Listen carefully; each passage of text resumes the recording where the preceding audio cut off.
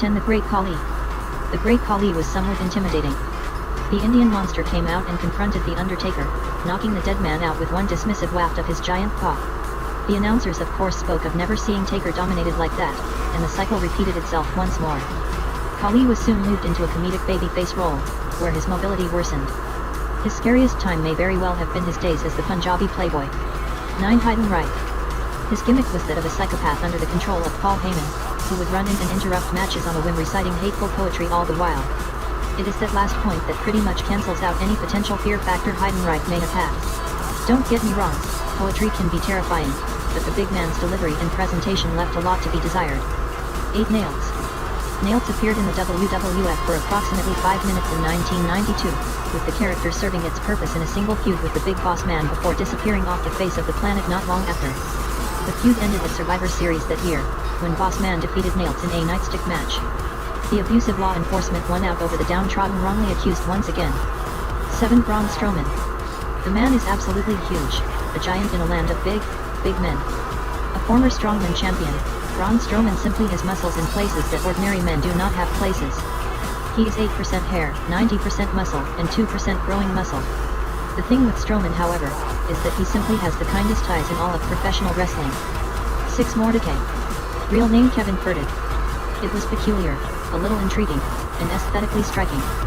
He wasn't really all that big either, standing just 6 feet 3 inches.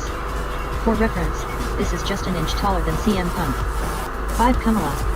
A weird one this. Kamala came onto the scene in the 1980s in Memphis as an African cannibal, and during his various stints in the World Wrestling Federation he was a figure of fear, referred to as the Ugandan giant and accompanied by a handler. Rather than being a bloodthirsty animal, Kamala was simply doing what he was told for fear of being abandoned once again.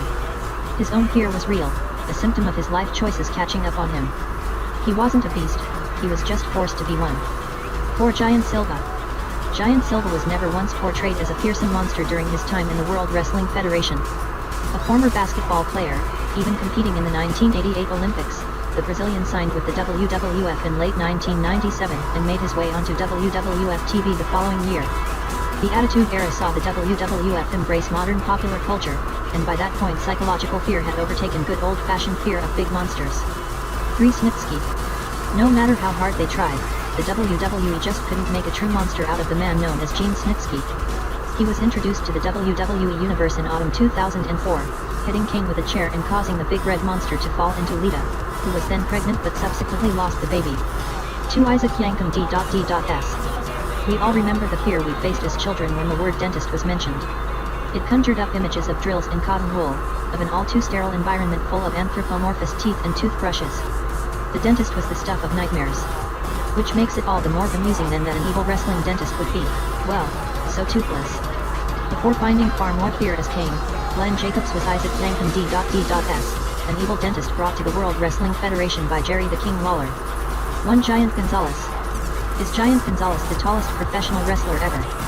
Quite probably, but that is going to be the only list that he finds himself at the top of that doesn't have a negative qualifier. You'll find him in the upper echelons of Worst Wrestler 2, as well as commanding top spot in Worst Undertaker WrestleMania match. The big Argentinian may also be the least intimidating monster in the history of wrestling too.